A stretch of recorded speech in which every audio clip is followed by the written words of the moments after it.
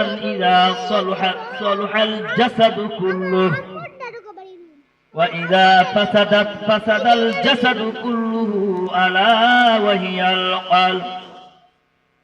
صلى الله على سيدنا ومولانا محمد وعلى آله وأصحابه وبارك وسلم. আলহামদুলিল্লাহ।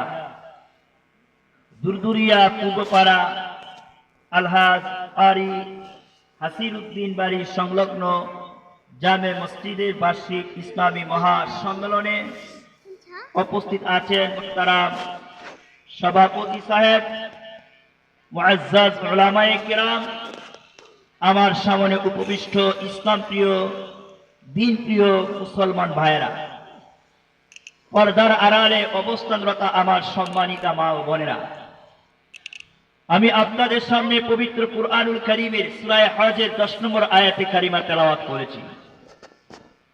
সহিহ বুখারী শরীফ 13 নম্বর পৃষ্ঠায় একটি পবিত্রতম হাদিস শরীফ আপনাদের সামনে উপস্থাপন করেছি।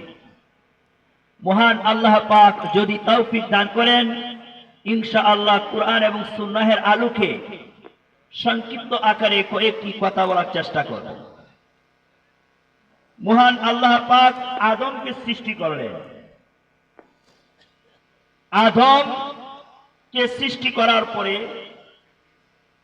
আল্লাহ রাব্বুল আলামিনের লক্ষ্য আদম জাতি এই পৃথিবীতে এসে আল্লাহ রাব্বুল আলামিনের গোলামি করবে।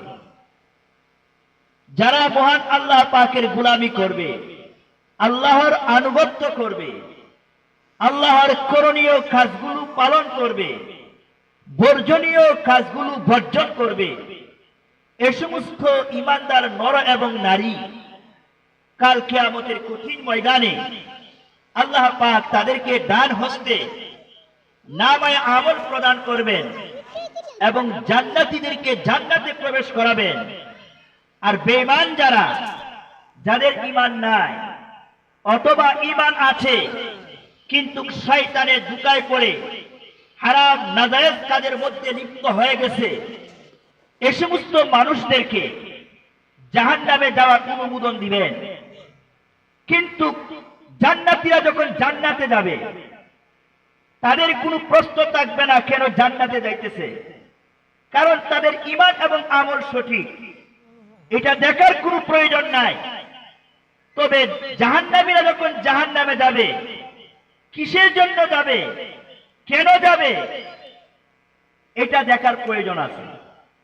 এই জন্য মহান আল্লাহ পাক কিয়ামতের কঠিন ময়দানে সমস্ত মানুষ জাতি কৃতকর্ম, মন্দ হোক অথবা ভালো হোক, প্রত্যেকটা কৃতকর্মকে মহান আল্লাহ পাক তিনভাবে প্রমাণ করবেন যে হে মুসলমানরা, হে মানব জাতিরা, তোমাদের যত কৃতকর্ম আছে প্রত্যেকটা কৃতকর্ম আমি তিনভাবে প্রমাণ করব।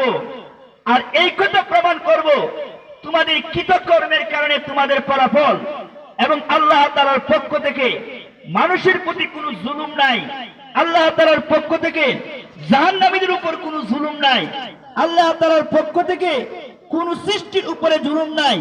এই জিনিসটাকে আল্লাহ পাক জুলুম করেন না, মানুষের উপর অন্যায় করেন না, এই কথাটা প্রমাণ করার জন্য মহান আল্লাহ পাক কিয়ামতের কঠিন ময়দানে তিনভাবে আমলনামাকে, তিনভাবে মানুষের কৃতকর্মকে উপস্থাপন করবেন, যে মানুষ জানুক যে মানুষের কর্মের কারণে জান্নাতে গিয়েছে, মানুষ জানুক মানুষ তার কর্মের কারণে, মন্দ কর্মের কারণে জাহান্নামে গিয়েছে।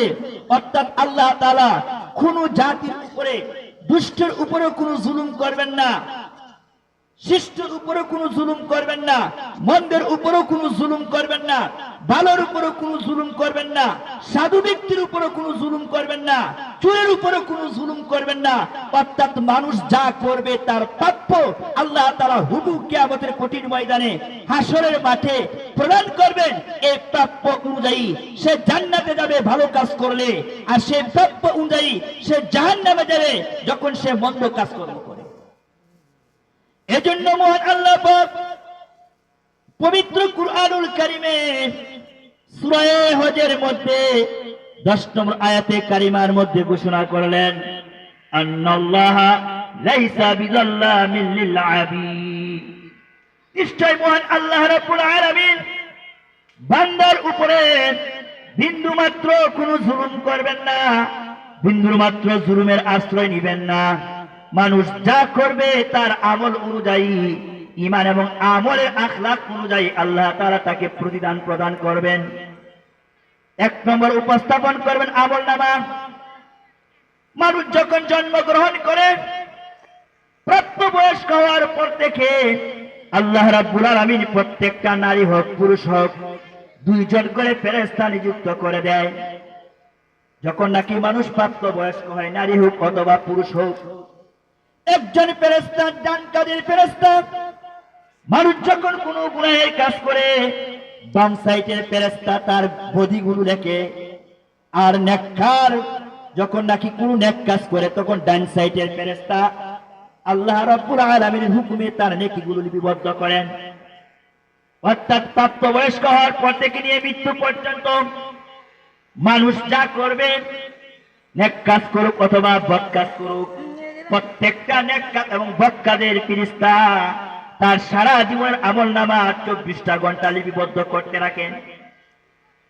যখন নাকি মানুষটা মৃত্যুবরণ করে আল্লাহ রাব্বুল আলামিন বলেন, কিরামান কাতিবিন ইয়ালামুনা মা তাফআলুন, 2 জন সম্মানিত লেখক রয়েছে যারা নেক কাজ করলে নেক কর্ম লেখে আর বদ কাজ করলে বদ কর্ম লেখে।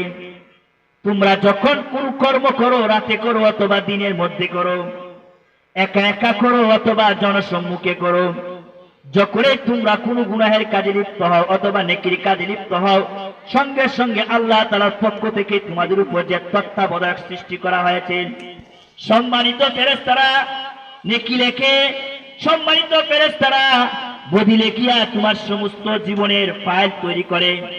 আর যখন তোমার মৃত্যু হয়ে যায়, মৃত্যু হওয়ার পরে তখন এগুলোকে আল্লাহ রাব্বুল আলামিন 2 জায়গা জমা করেন। নেককারদের আমলনামা, নেককারদের সমস্ত রেকর্ড, জীবনে যত কর্ম করেছে ভালো অথবা মন্দ, প্রত্যেকটা নেককার অথবা বদকার 2 জন ব্যক্তি, নেককার অথবা বদকার 2 জন ব্যক্তির আমলনামা 2 জায়গার মধ্যে রাখা হয়।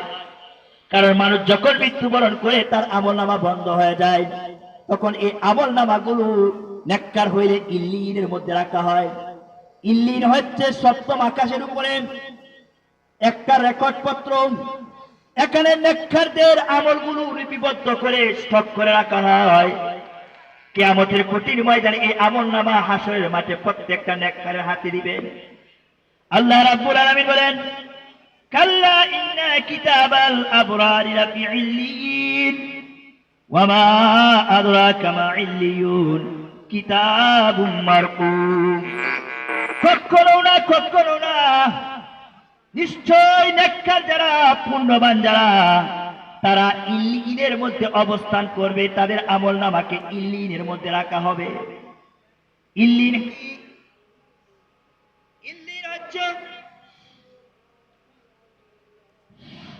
ইল্লিন হচ্ছে এমন একটা রেজিস্ট্রেশন খাতা, দপ্তরি খাতা, কিতাবুল মারকুম।